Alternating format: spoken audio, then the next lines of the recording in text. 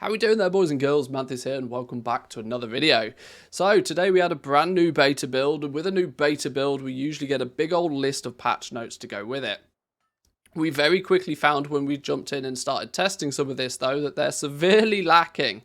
There are some crucial features that have gone completely undocumented in this patch build, and I thought I'd spend a few minutes today bringing them to you. I tend to bring my videos more from an economy and gold making side of things, so there's going to be a lot of focus on the professions in this more so than anything. But there's a few other little snippets in there that will interest most players either way. There's a really juicy one to finish off the video today, so make sure you stick all the way to the end for that one. Although, let's be honest, it's YouTube, you'll probably jump ahead. A couple of maintenance ones though first. Let's get some of the maintenance stuff out of the way. If you've been playing on the beta, at least in the last week or 10 days, you'll have noticed that vendors were busted. They fixed it, finally. Praise RNGesus. No longer do we have to be installing add-ons just to vendor stuff. Tick. Good job, Blizzard. Well done. Fixing something that should be crucial to the game. Secondly, if you're doing any herbalism and mining on the leveling realms, you can now track nodes again. Hallelujah. It makes it nearly impossible to test herbalism and mining without being able to track nodes. And they fixed that as well, which is good. They've also brought some, which is quite interesting, some new little icons as well. Your herbalism, you have a little leaf for herbalism, and you have a little, what looks like a little ore node for mining on the map. So rest in peace, little yellow dot. Your day is done. Making things look all neat and tidy. Probably got to do with the new UI refresh.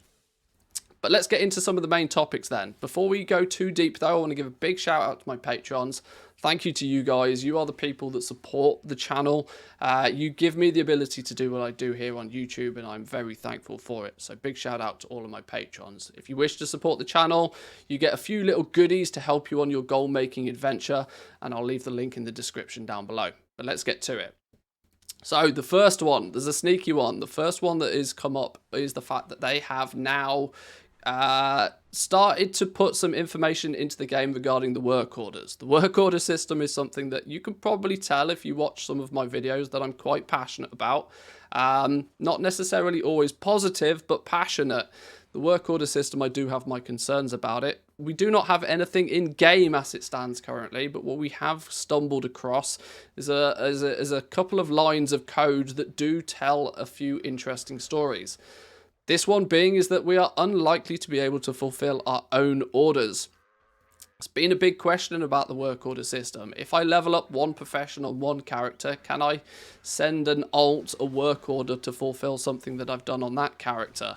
It appears that may not be the case. Now, I'm going to be a big advocate for Blizzard doing a 180 on this one. I think if you've done some efforts on one character on a bunch of professions, that you should be able to share the love across to your own characters. At the end of the day, on an account-bound level, you've done the effort. You've leveled up the profession.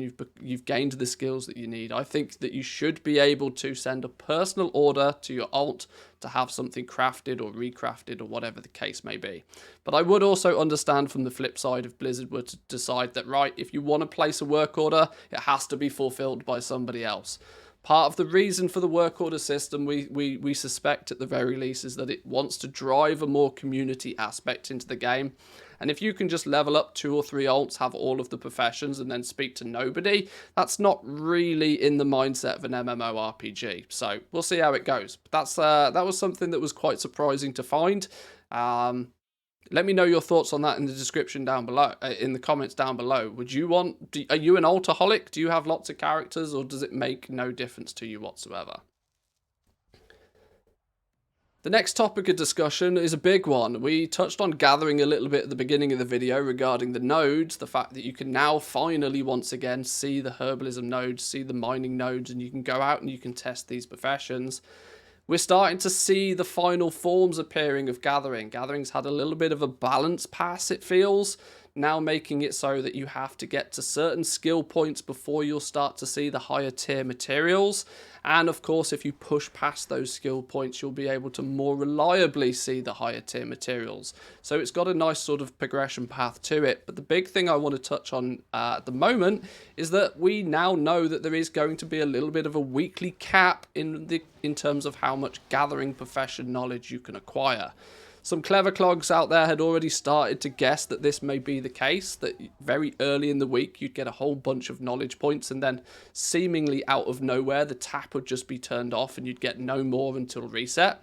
But now we have it displayed to us in the UI. It's very nice to see that you can collect a certain amount of gathering nodes, gain a certain amount of knowledge, and you maybe spend an hour or so on your gathering to keep that up to speed, but then you know that, okay, there's no more knowledge I can easily get from this.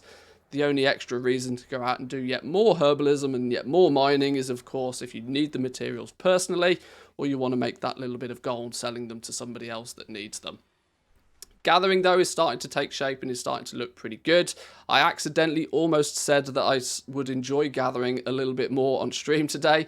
I'm not a big farmer. I don't particularly enjoy the gathering. I would much rather buy the materials and do my crafting with it in that regard. But I know a lot of people enjoy gathering, and it's the foundational way for a lot of people to fund their playstyle in this game. So it's good to see that it's slowly taking shape and it's starting to look pretty good, dare I say it. Now, the last big topic of conversation, and you've probably seen it from the title and the thumbnail, and it's regarding the renown system. For those who are trying to keep up a little bit, we no longer have traditional reputations. In Dragonflight, we have 4 major factions, and with each one of those factions, there is a renown tree. There is a renown path that you can level up. Up until this point, on both the alpha and the beta, you needed 1,000 reputation per renown level. This has been dramatically increased. You now need 2,500 renown per level on the beta, which is, you know, that's a big increase. That's going to really make the leveling up of these factions a lot more grindy than it was previously. This is also added onto the fact that they've decreased the reputation that you gain by the artifact hand-ins. Through most of the factions, you're able to find little artifacts through treasure hunting, and those artifacts you used to be able to turn them in, and it used to be, I use the word used to be a lot here, it used to be quite a reliable way of leveling up your reputation. Once you've completed your world quests, once you've completed all of the quests and activities for that faction, going treasure hunting was a nice little way to keep up to speed with your reputations, allow you to just slowly but surely chip away at them. Dramatically increasing the reputation that's needed, whilst at the same time decreasing the reputation you get by these hand-ins, is going to make the entire system a lot more grindy. And I must admit, I'm not particularly a fan of this. There isn't a huge amount of endgame activities to be doing, and I feel as if they're just trying to stretch out the lifespan of these reputations. Most of the big ticket items, the big profession recipes, the occasional bits of gear are locked away at quite high renown levels, meaning that it could take you a long time to get access to these in the first place. Not to mention, a lot of the core features of these factions are locked behind renown. Often, in many cases, you need to get 5, 10, even 15 renown levels with a faction before you even unlock a feature of them. The Tuskars, for example, will allow you to go fishing in different locations of the world, but only once you've reached certain renown levels.